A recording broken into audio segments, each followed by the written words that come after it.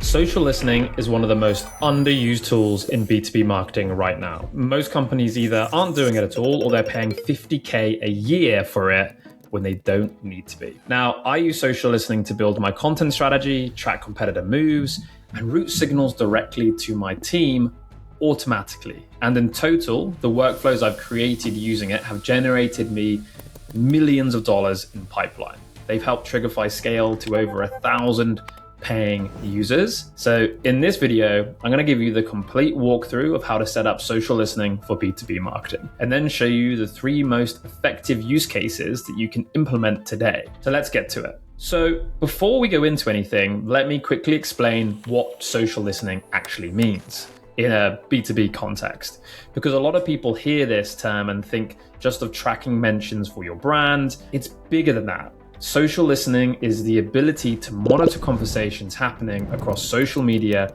and then turn what you find into something your team can actually leverage in your marketing strategy. So that means you're tracking what people are saying about your competitors, what topics are trending in your industry, and what your customers are posting about, and who's engaging with them for that specific content. The reason this matters is because if someone starts posting about a problem your product solves or starts engaging with your competitors, that's telling you that they're in the market, and without tracking it, you would actually never know that they are. And when you set it up properly, these conversations don't just sit in the feed, they get routed directly to your sales team, to your marketing team, or even to your product team, depending on what signal you're looking for. Now, a lot of people think that there's just one signal in social media, but actually there's thousands. And I'm gonna dive into a couple of those signals today. Now, if you were to look at a B2C company, most of them have 5 or more dedicated roles for social data. They have content creators, social media managers, social insight leads, platform specialists, and even editors. And they've been doing this for over a decade now because they figured out early that social data drives buying decisions. But in B2B, most companies don't even have one person thinking about it. And the reason for that comes down to the tools just simply haven't been available. For a long time, if you wanted to do social listening in B2B, your only option was to spend $20,000 or more a year with tools like Meltwater, Brandwatch, Sprout Social, and so on. And what you got for that money was keyword mentions, sentiment graphs, and share of voice reports. And the problem is, no one cares about these dashboards anymore. They don't create content, they don't identify opportunities, and they don't build that competitive edge you've been looking for. They're great for presenting to a board, but they don't actually give anything tangible to work on from a day-to-day basis. And this is why outbound tools ended up getting all the attention and all the funding, because your outbound is simply you send emails, you book meetings, you make money. There's a clear line between action and result. Social listening, on the other hand, has just been vague mentions, sentiment graphs, and vanity metrics with no clear connection to revenue. I know, as I used to work for one of these companies, I know firsthand that they look great, but the value that you can actually take to a sales team, to a marketing team, or even to a product team is insanely hard to get out of them the way that they have been built. And they're just not built for modern day agentic social listening. B2C has had this figured out for years, but B2B is just now getting access to right tools to make it work for them too. And this is exactly why this matters so much right now, because we're not just trying to collect data here. We want to act on it by routing signals to the right team, fueling our content strategy, and connecting social activity directly to the pipeline. So let me show you how to actually set this up. When it comes to social listening, most people either overcomplicate it or they don't go specific enough. That said, let me walk you through exactly how to do it. So I'm going to be using Trigify for this, a tool I built that does exactly what we're about to walk through, which monitors conversations across multiple social media platforms. We're talking LinkedIn, Reddit, YouTube, Substack, podcasts, Instagram. We're adding TikTok, Stack Overflow, Hacker News, so on. It's multi-social for us to start to connect different data points together. The way you set it up is through Boolean queries or by monitoring a specific channel. Boolean queries is just a way of combining keywords to narrow down exactly what you want to track. And how you build these search queries determines the quality of everything that comes after. So let me show you how I structure mine. So here we're monitoring an industry term or an industry search inside of the Trigify platform across X. What I'm doing is I'm basically monitoring anytime someone talks about Claude Code linked to marketing. There's been a massive push for people using this recently, and I want to make sure that I'm tapping into everything that's going on with regards to this, because I feel like there is a direction for Trigify to go down when it comes to our MCP and everything that we do here inside of Claude Code. Now, if I was to remove marketing, the challenge with this is this just becomes quite vague right now. So by adding marketing into the mix, I'm making it a lot more specific. I can take this even further by saying, okay, I want to find anytime someone is talking about Claude Code, marketing, and skills related. So maybe they're building Claude Code marketing related skills that either I could use or again gives me that product insight or intelligence that I need to have to create a potential product strategy out of the back end of that. What I can also do is I can also go ahead and actually monitor a specific profile URL or a particular channel or a podcast or whatever it is as well. And again, just get notified instantly as these mentions or as these posts basically come out. Without Boolean logic, you'd get random mentions of every Claude Code coming in under the sun, which is thousands, hundreds of thousands on Twitter. And we want to make sure that it's insanely specific for our use cases. The beautiful thing about Boolean is it also allows us to get a little bit creative.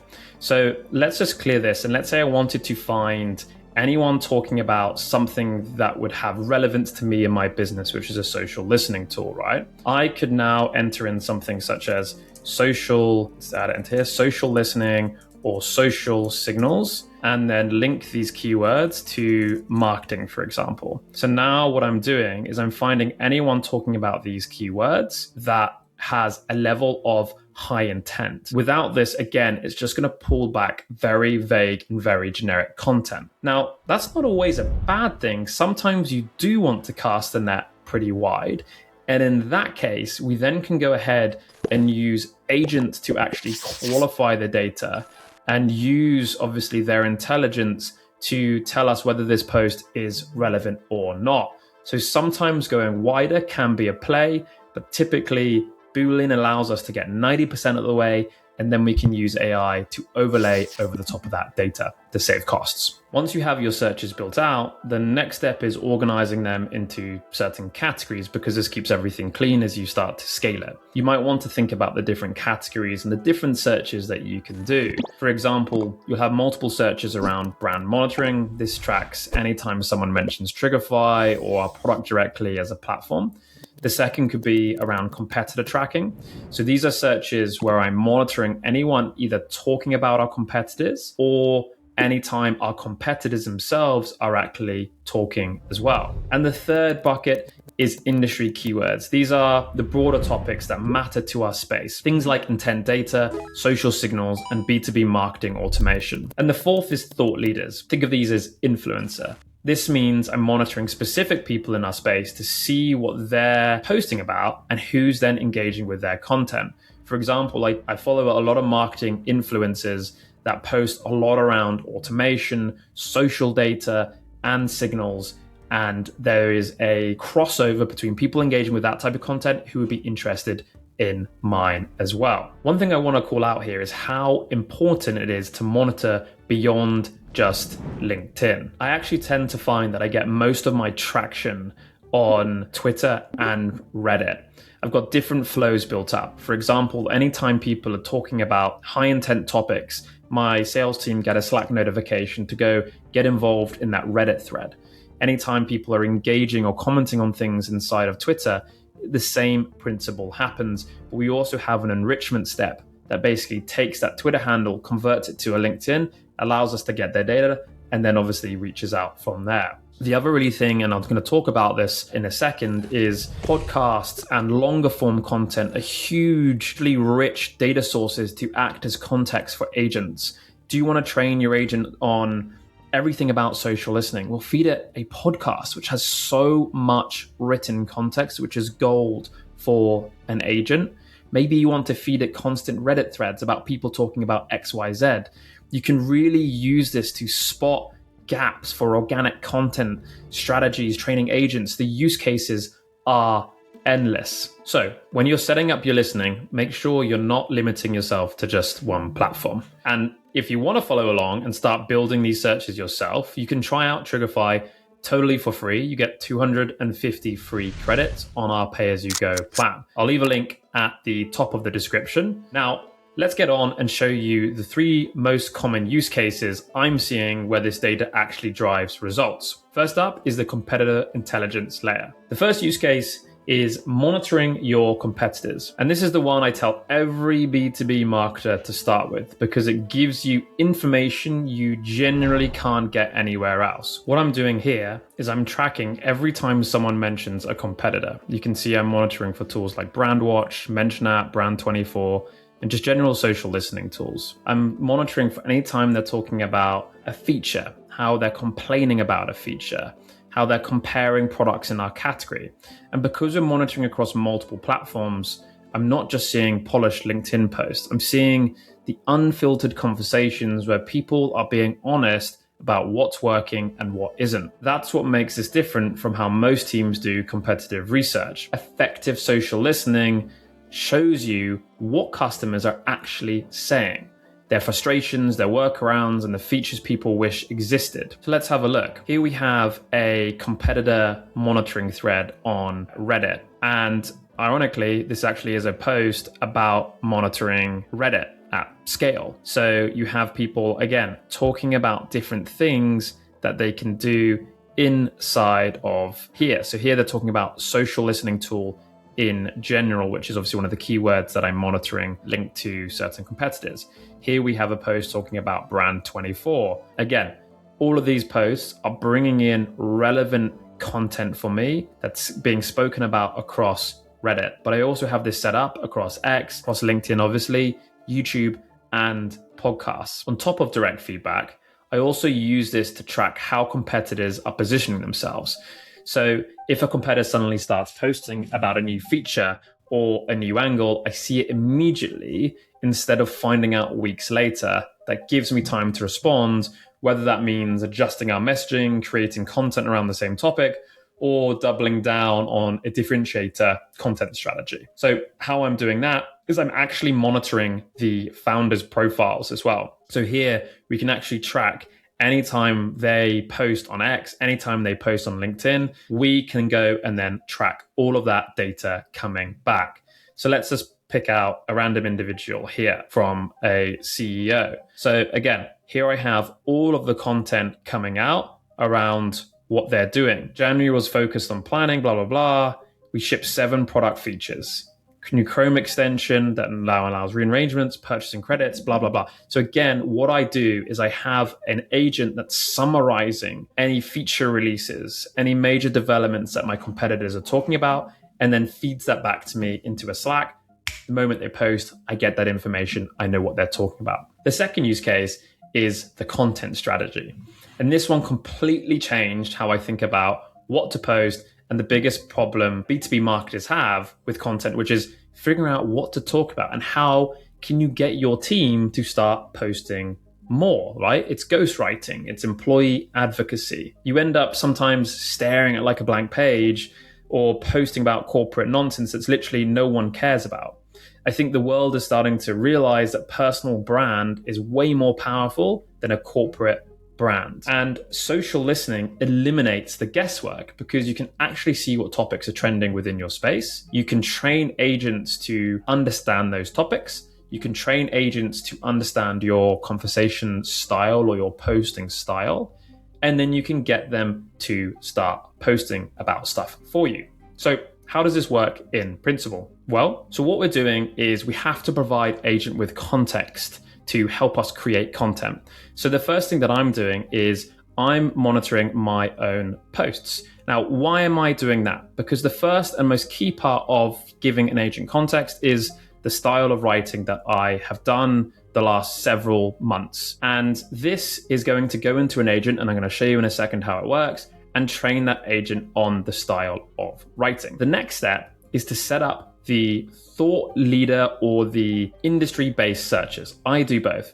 So the first thing that I'm going to do is I'm going to follow people that talk a lot around interesting topics that are very relevant to what my business does. So I'm going to monitor prolific marketing people like Kyle Coleman, Sam Jacobs, and so on. So many more people that are, again, great content style. They're talking about really interesting things. They have great hooks that the agent can also learn from. And so it can start to understand what type of content it should post about, the styles, and the hooks that we should use. The next is feeding it topics that are relevant to my business. So I've got, if we have a look here, if I type in intent topics, I've got 2 different searches that are running around cold email, intent data, employee advocacy, founder-led brands, influencer creating strategies, creators programs, so on and so on. This data is then going to feed through to an agent if it gains over a certain amount of traction. That way, my agent is being trained on the most viral topical content that it can physically get its hands on. And this isn't just solely on LinkedIn. This is also across Twitter. This is also across podcasts, and it's hoovering up all of that information. So let's show you how it does that. We covered step 1, which is setting up the social listening search. Step 2 is then building out a workflow. And we actually have some simple templates actually just to let you do this. Content agent 1, content agent 2, and then we have an agent idea generator. So let's have a look at how this works. First of all, we configure the posts, right? And so simply what we're going to go here is we're going to go ahead and set up multiple different posts feeding through into an agent node. This agent node has quite a complex query or a Boolean built out. In short, what we're wanting it to do is we're wanting to analyze the storytelling, the topics, the style, everything that's involved in how this post was written. And we're going to feed the industry posts into here and the thought leader posts into here as well. And what it's going to do is it's then going to save this information into its own database. So you can see here, I have writing styles, I have the content ideas, and I have like the content agent. So in here, I'm going to feed through the content ideas because this is the interesting ideas that I want to basically send through. So what happens is anytime any industry search comes in across those different socials, the agent qualifies and works out why is it interesting, what topics, what are they writing about, and then it saves that information into this database here, which moves us then on to step 2, which is the next workflow. In the next workflow, we're then going to use a topic agent. The topic agent is basically going to use that database. So it's going to use the content ideas and it's going to pull them out, all right? So it's going to basically be, okay, I've already analyzed these topics. I'm going to go ahead and find the most relevant topic that I've not written about before and pull that through as a use case for something to write about. It then sends that topic through to this agent here. And you can see that we're then giving it the post topics that was generated by that previous step. Now, one thing that I haven't covered yet is I have another workflow like the first one that's just monitoring my posts and those individuals that I think write really well. And that information is being saved to this writing style. And so what it's going to use, it's then going to use the topic and use the writing style database to then create me a post. And all of this then happens like clockwork. Every single day, this thing runs and I get a notification into my Slack channel with a post to post that day. I'll then pair it potentially with a video. I'll then pair it potentially with an image. And this has helped me get over 1 million impressions in the last 3 months alone, purely from doing this on LinkedIn. Everyone at Trigify is then tasked with posting 2 to 3 times per week. And this is how we keep the content pipeline full without becoming a bottleneck for the business. The third use case is brand and sentiment monitoring. And this is about protecting what you've built and staying on top of how people perceive you. So it's very, very simple. Here, what I'm doing is I'm monitoring anytime someone is talking about my brand. If we have a look at this, I have so many different searches set up across podcasts, LinkedIn, X, YouTube, Reddit, you name it, I'm monitoring my brand. So let's go have a look. Here, for example, we can see that there's been some recent mentions inside of YouTube, which is actually just our own company, which is cool. That's all good. Let's go have a look at another one. Again, 10 mentions recently on X. So we can pull this up and have a look at the mentions inside of here. We can see people talking about things that we had. Amazing. This is so cool. So then what I need to do is I'm not going to have time to sit and monitor this every single day. And this is where legacy tools fail. So what I'm going to go do is I'm going to go build a flow to action this data. And it's going to be a very simple one. It's going to be a brand mention or sentiment tracking flow that I'm going to create. So what this is doing in short is anytime any mention that I get across any social media, that data or that text is going to be fed through to a sentiment agent. This sentiment agent is then going to monitor, is Trigify mentioned positively in this post or not? The issue with how most sentiment analysis works is it's done at a post level. So it takes positive and negative keywords. The challenge is sometimes you might be mentioned positively, but the overall post is negative. And so this is where we take it a step further and we can use agents to qualify that. If it is positive, we create here a signal called positive mention. And what's cool is we can go ahead and build sub workflows off the back of any time a signal has been created. If it's negative, we're then going to have this post analyzed by an agent. I'll typically use probably either the 4.6 Sonnet model for this, or maybe even the Opus as well. And what we're doing is we're looking to see why this company was mentioned negatively, and if they can summarize this for us in under 50 words, because I'm going to be forwarding this to the executive team. It then summarizes it. It then sends it to the executive Slack channel that we have. And then we generate a negative signal, which triggers another flow, which goes into more of a triage workflow that the marketing team would then work with. And this is how we're keeping our finger on the pulse on how we're being spoken about across the board. But this is also how fashion brands are using us to route certain bits of information, questions, queries brands are getting, negative, positive, all across the organization. Certain B2B brands are using us that get tons of traction on X and different socials like that. You know, when your platform goes down, you need to respond to things in real time. And this is the workflow that's going to enable that to happen. I think the key thing is what makes this different from just setting up like a Google alert is that sentiment layer. Using agents to go deeper is huge for us. And so that means whether the customer is happy or sharing a win, if they're frustrated with a feature, or maybe they're comparing us to a competitor, that context matters. And that's why the agent matters, because it determines what happens next. I mentioned I've got subflows built off the back of this. If it's a positive mention, that goes into a new flow where we reach out, thank the individual for talking about us in a positive way. We can automatically give them more credits if we want to through an automation. We also can go ahead and collect the engagement that the individual collected of that post to try and push them into that.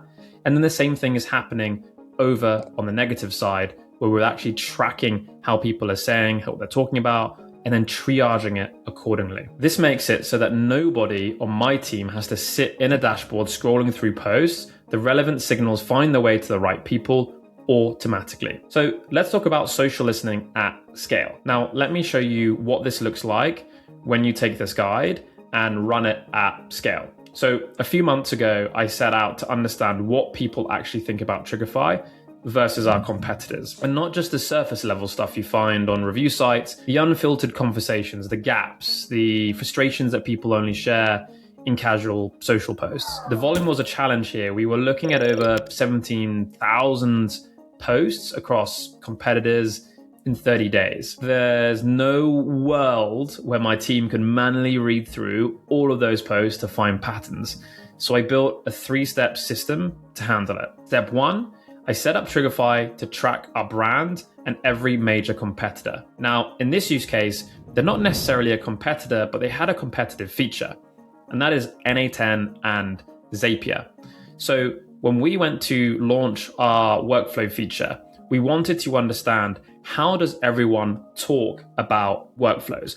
What are the challenges? What are the pains? What are the advantages points? You know, literally every nitty gritty when it came to talking about those particular use cases. Step 2, I ran the analysis on the incoming posts and embedded the insights into a vector database so that the data isn't just collected, it's organized in a way I can search and retrieve later. Step 3, I use retrieval on top of that database. So I pull out the specific insights through simple queries.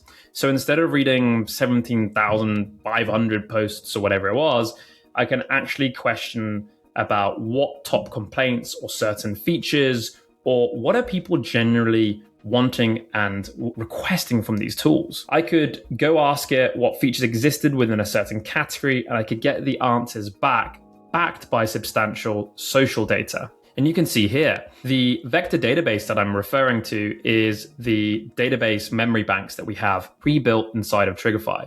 So a lot of challenges with this is you think, okay, vector databases are really hard to set up, but in Trigify, it's as simple as creating a node and adding it, and that creates a vector DB for your agent to use going forward. For those of you that don't know, a vector DB is just a great way of using what we call like a RAG retrieval to pull information out of large embedded data. So in short, the agents monitored over 17,000 tweets about people talking about Zapier and NA10. They analyzed the product requests that they were asking for, the disappointments, anything that was related to the feature set that those tools have. From there, they embedded that data, as we can see, inside of the database. And then I have an agent every week giving me the insights and pulling that information out of there whenever I want it to. We discovered 3 major feature gaps that our competitors were ignoring. These gaps showed up in over 400 conversations, but they never appeared in user research, product reviews, or even NPS surveys. They were buried in casual social conversations where people were being honest about their frustrations without even realizing that they were giving us an unbelievable roadmap. And the system runs daily. Every day analyzes new data and has the option to automatically create tickets for our product team. So this isn't something I ran once and forgot. It's actually continuously feeding us intelligence. Every time we have up and coming features that we're thinking about, we set this up, we just duplicate the work, and it starts giving us the gold dust. And it tells us what to build next a lot of the time as well, what content to create, and where the opportunities are. The data is sitting there literally in front of you in public conversations, but most companies just aren't listening in the right places. And even the ones that are listening aren't doing anything with what they hear. So if you want to start using social listening in the most effective way possible to drive your marketing, you can try Trigify by clicking the link in the description. It's the first one there. You get 250 free credits to start with. It's totally free to go and use. And you can have your first search set up within minutes. Again, links in the top of the description. And if you want a deeper look at how I use AI to book over 160 sales calls a month, then go watch this video.